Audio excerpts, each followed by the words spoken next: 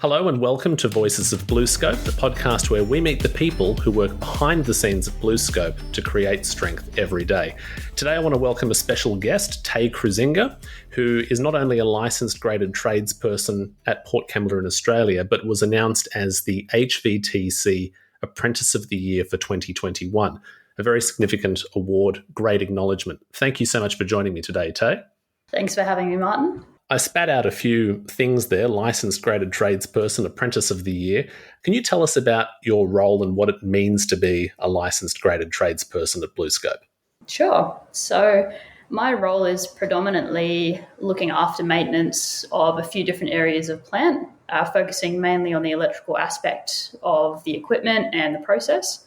At the BOS, the areas in particular that I look after are our water treatment plant, which recycles water that we use for various functions, and also the dewatering plant, where we extract usable minerals and metallics out of that water to reuse in our processes.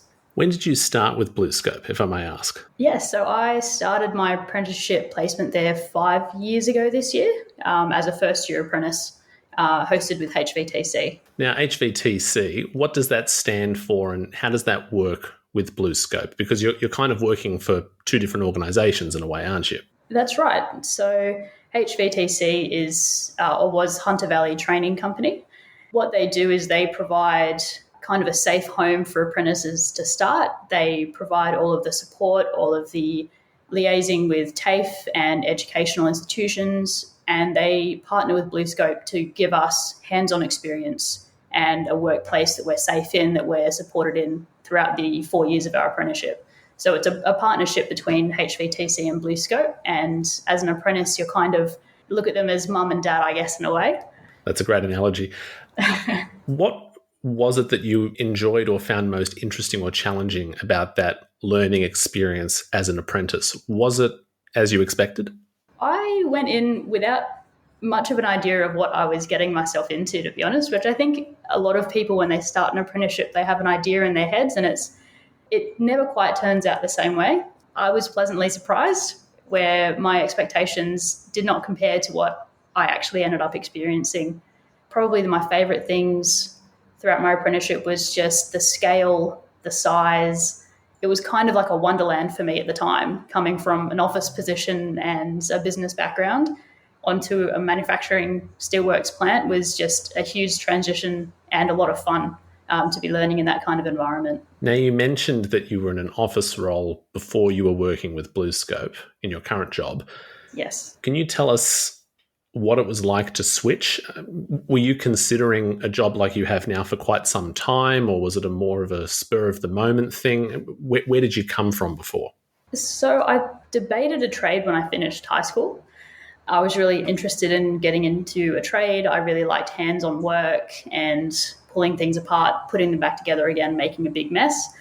At the time when I looked around, I didn't see many people like me in industry or in trades. So I didn't really see a pathway or an avenue for me to enter that workforce at the time, and I kind of focused on where a different set of my skills were, which was in business and analytics and that kind of thing. Making the jump back at, I think, 25, the age of 25, I think, when I started my apprenticeship, it was a nerve-wracking period where I was very comfortable in my role and in an office environment, and I knew the kind of people that I worked with, and I was very familiar with everything. Making such a drastic shift in industry, in training, in career was scary at the time. But at the end of the day, I was following a passion that I had, and I was inspired by women that I'd met along the way who had already embarked on a trade and on a career in industry. Without meeting them, I may not have ever gotten the courage to make the change. So I'm really thankful that I did get to meet a few incredible people doing what I'm doing now. You make a great point there. So there's a real significance about the power of stories, seeing role models and people who can show you how something is done or that something is possible. Absolutely. What was something that you saw in these women who came before you or who did these things that changed your mind or made you think, oh, I can do this, I can pursue my passion? Well, I actually met two female electricians in a data center in my old role. So we used to work with web and data hosting in Sydney. Part of my role involved going out to a data center, which is basically a big storage facility for cloud-hosted data and things online. And while I was there, I met a two-woman team who were working on some equipment in that facility. And it was the first time I'd ever seen one female electrician in the wild, let alone a team of two of them with no male around them showing them the ropes. So when I had the opportunity, I went and had a chat with them because I was just interested in what they were doing and how they got there. And when they kind of spoke with me and heard how passionate I was and that I was thinking about entering that field, they had nothing but high praise for what they were doing and for the opportunities that were available for women in this day and age in trades. Now that you've made that shift, realised that switch to trades that you've been talking about, when you think about starting, were there any significant challenges or things that you had to overcome rather than just learning the ropes of a new job? Was there something that you had to deal with from other people, something that you had to overcome? I think I expected a lot more. Hostility is probably a strong word, but I think I expected some hostility going into a male-dominated workforce, especially something as heavy in industry as the steelworks. So when I went into it, I was expecting a lot of pushback or kind of a few cold shoulders, and I was ready to deal with that. And when the time came, there actually was nothing like that I experienced in the works. Everyone was supportive and helpful and happy to see another female face that they could train and support and become friends with. So I think coming up through BlueScope, I was quite lucky to be in the environment that I was in. I know other places in industry, that environment isn't as welcoming still.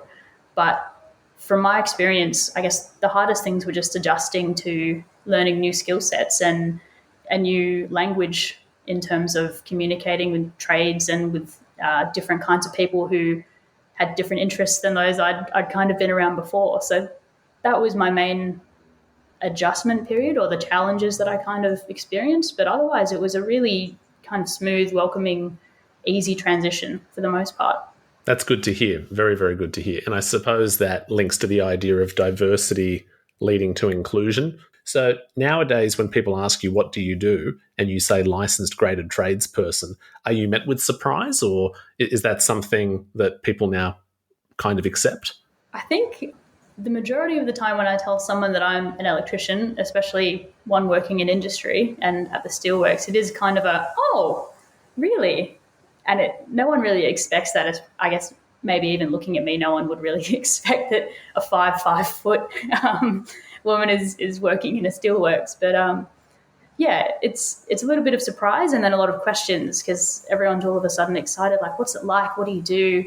Do you think my daughter could do that as well? Which I love answering those questions because the answer is always yes. But it's kind of fun being unexpected in a way. But I'm looking forward to when it doesn't raise an eyebrow at all. I think that would be an awesome thing to see in my career, in my lifetime. I completely agree with you. That's fantastic. It's kind of funny that we have this conversation to begin with, but things are definitely improving and moving along. Yeah. That point about role models and giving advice to other women, what would you say to people who are thinking about joining a company like BlueScope or any kind of heavy industry or traditionally male-dominated sphere? What are some things that you would tell them to approach entering such a career? There's a lot of networking groups in industry or for women in trades to provide kind of an insight before you look for an apprenticeship or even to help you find an apprenticeship. In Wollongong, we've got a wonderful one. I'm sure there's other ones for different local areas, but reaching out to these kind of groups, reaching out to companies and just asking the question, like, could you put me in touch with someone who has done what I'm hoping to start, would be a really good place, just so that you've got some kind of confidence when you're engaging in finding an apprenticeship. You kind of know where you're going and what you're looking for in a workplace and in an apprenticeship. The other thing I would recommend is just doing it. I mean, at the end of the day, if you start something and it's really not for you, start something else. But I would say to definitely not let the fear or the hesitation stop you from giving something a go. That's perfect. And I suppose you haven't let such things stop you, because I'm not even sure I would have a full list of the awards that you've won or the acknowledgements that you've received. I mentioned the HVTC Apprentice of the Year being one of them. Could you give us a rundown? And don't fear bragging. This is your moment to shine. Can you give us a rundown of some of the awards that you received last year? Sure. So first, as you mentioned, was the HVTC Apprentice of the Year, which was very exciting. They also awarded me the Woman in Non-Traditional Trade Award for HVTC as well. Following that, I won the Regional New South Wales Training Award for the Illawarra and South Coast for Apprentice of the Year. I was a state finalist in that same category, and at the awards ceremony in Sydney for that, I also received the New South Wales State Training Awards Woman in Non-Traditional Trade Award for New South Wales. So you must be doing something correctly. I think so. I hope so. It must be working. Yeah, that's it. You said you have a passion, and you're obviously very good at what you do to receive such wonderful recognition. Boiling down to that passion, you talked about water recycling, some of the places you work in the plant, there's basic oxygen steelmaking or the BOS. Day to day, what are those things that you're doing? If someone's interested in STEM, young women and men alike, or entering a trade like you're doing, what would that involve? What are the things that you go around doing every day? My favourite things that I do day to day would be coding, programming code for PLCs, which is programmable logic controllers. They're the things that we use to automate our process. They control everything. The other things that I really enjoy are fault finding. So being part of the maintenance crew, if something breaks down or a motor stops working or there's an issue, we go out and we fault find. It's quite a creative thinking process. It involves a lot of knowledge and background experience and skills, but it's also being able to stand in front of a panel, look at what's in there and think, what in here could possibly be causing the issue that I'm seeing? And it's a fun kind of, if you like puzzles, it's a great experience and it's a great trade for that. A lot of the other things that we do are improvement and plant development, process improvement. So it's a lot of finding areas that we can do things more efficiently or more effectively or safer or with less physical strain, which is a big thing that I like finding. I'm not a particularly tall person or large in stature. So if there's a way that I can find to do something better or a bit safer for someone who's my size, then that's one of the ways that we improve where we work. You mentioned the word creativity in there, which I'm very interested in, because along the way you were talking about automation, for example, more and more Yes. digital or mechanical things, which, yes, we understand that replaces people, but new roles come up, or maybe automation's done for safety. That word creativity that you mentioned in there, that really is a human attribute, right? You're in there, as you said, fault finding, finding solutions, being creative. How do you think of yourself as a creative person on the job at BlueScope, doing something that maybe a machine can't? I think a lot of it is being agile and being adaptable. Machines are excellent at doing a set task over and over and over again. But when something is a little bit different, that's when things kind of trip up. So where skilled people can come in is identifying those areas, resolving the issues and solving the problems, but also seeing where these kind of issues could pop up again. So being reactive is great, but having that ability to think laterally and think outside the box helps you be proactive, which is the biggest thing in maintenance. It's what our bread and butter is. You always want to be in front of the ball. So, yeah, being creative in terms of how you physically do a job is one thing, but also in terms of how could this process work in the future? What could go wrong? Yeah. What do you see in your future? You mentioned your role, the experience that you've had talking to other women and people in the industry. Where do you see yourself going in the future?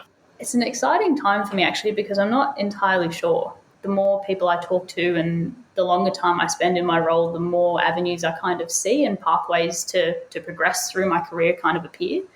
One of the things that I'll be doing this year, which I didn't expect, is being part of an ambassador program for New South Wales.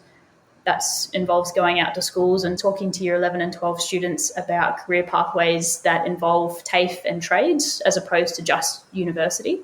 That's a really exciting program that I'll be getting into that kind of came out of the awards that I'd won last year. So I think in the short term, I'm really looking forward to doing a bit more outreach, a bit more ambassadorship, role model kind of work, but also getting more experience on the job. There's still a lot more for me to learn. Guys have been doing this for 20, 30, 40 years around me. So absorbing their knowledge and their experience is kind of my number one priority. And then once I feel like I've got a bit more of a handle and I've in a position ready to move forward, I think I'll have a look at what's out there at the time. So your future sounds very busy. Very busy, but very exciting. That's fantastic.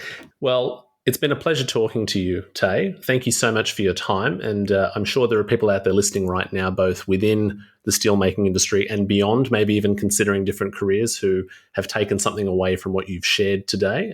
Thank you so much for your time. Thanks for having me, Martin. It's been a pleasure. And for everyone else listening, if you'd like to discover and learn more about what Tay mentioned during this episode, make sure to visit the links and show notes in your podcast app of choice. You can also learn more about BlueScope at bluescope.com, BlueScope on LinkedIn, and at BlueScope on Twitter. Thank you so much for joining us, and we'll catch you next time.